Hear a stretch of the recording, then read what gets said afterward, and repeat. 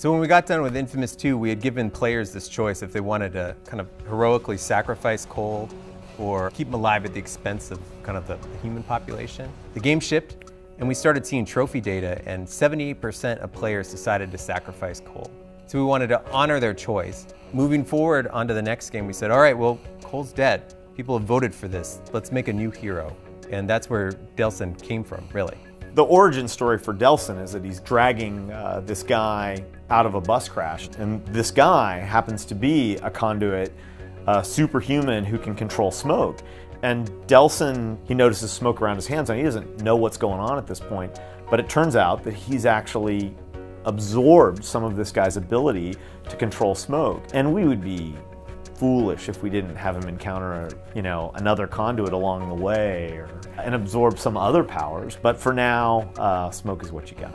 Smoke was a really good challenge. It is more fluid. It actually, there has to be this sense that this is something that, even when it's like geysers of smoke that's pushing an APC across the street or across the block, it still has to feel like it's something that's flowing more out of him as opposed to something that he's still trying to keep under control.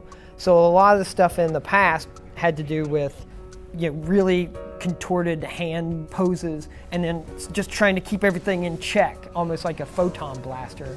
And this time around with smoke, it's more about how does it come out and then from that point in time feel strong. And usually so it's more about like reach out, grab, and then twist and turn and move with it. Well, Delsin's smoke power allows him to move really quickly, very fluidly through the environment, zipping up and down the sides of buildings, zipping through enemies and chain link fences and obstructions. For me, the center of these games is the powers that we get to reveal to the players. We get to sit around and think of smoke and other power types and how we could make them do things and look better than we could have done on prior hardware. That's just kind of engineering and art fun.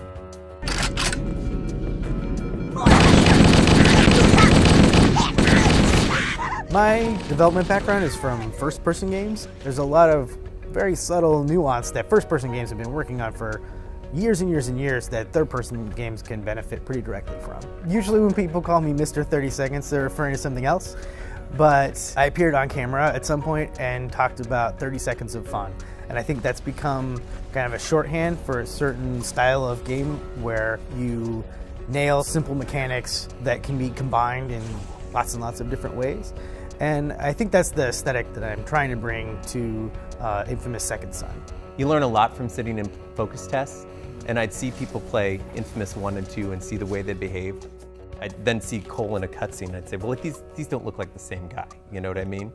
And so we want to make sure that the new hero of Second Son, Delsin Rowe, is kind of the personification of what I view as like player interest in game. In a word, playtesters are all about mayhem. We wanted the connection between what you intend and what your character does on screen to be as streamlined and simple as possible. So we took a pass on the controls and removed some of the complexity that was preventing people from interacting with the game in as natural and kind of expressive a way as possible.